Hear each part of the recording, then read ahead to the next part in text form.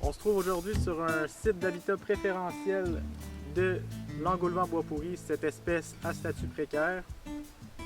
Comment va se dérouler la capsule? 3 étapes simples. La première, je vais vous faire une brève description de l'espèce. Deuxième étape, on va aller visiter ensemble un habitat de nidification et un habitat d'alimentation. Et troisièmement, grâce à la technologie d'un drone, on va pouvoir constater ensemble la transition entre un milieu ouvert, semi-ouvert et la forêt. Donc, je commence par la brève description de l'espèce. Ce qu'il faut savoir sur cet oiseau strictement insectivore, c'est qu'il a un plumage tacheté de gris et de brun, avec les ailes et la queue arrondies. Ce qui différencie le mâle de la femelle, c'est très simple. Le mâle va avoir en haut de sa poitrine un collier blanc et aux extrémités des ailes de la queue des taches blanches. Pour ce qui est de la femelle, ces éléments seront de couleur chamois ou brun.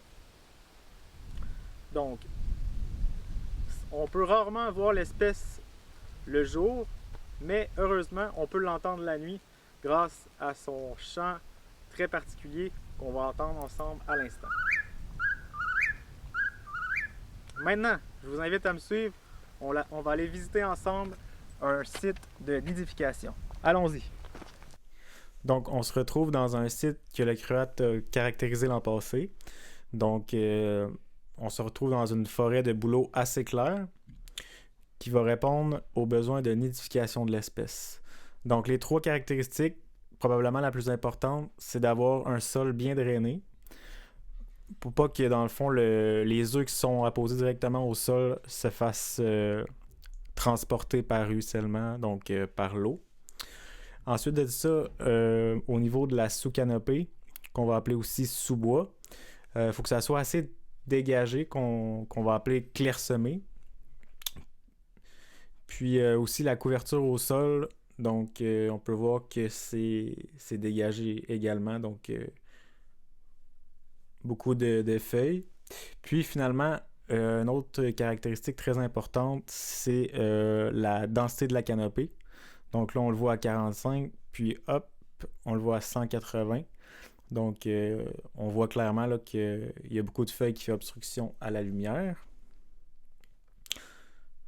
Donc, pour résumer, voici les 3 caractéristiques fondamentales. Puis, une autre chose importante à se souvenir, c'est qu'il faut être à proximité d'un milieu ouvert. Donc, en ce moment, on se trouve environ à 20 mètres. Donc, on se transporte maintenant dans le site d'alimentation. On retrouve de nombreux arbres et arbustes éparses. Ici, c'est principalement du bouleau à papillers. Ces perchoirs, c'est vraiment un critère important puisque lors de la période de chasse, le soir, il va pouvoir détecter sa proie grâce au clair de lune.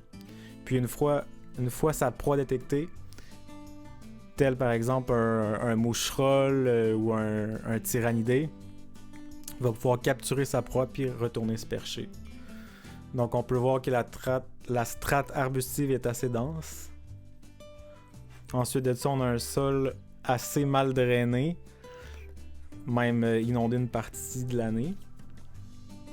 Puis finalement, on est dans un milieu ouvert, donc on pourrait dire qu'on n'a aucune canopée puisqu'on n'est pas dans une forêt.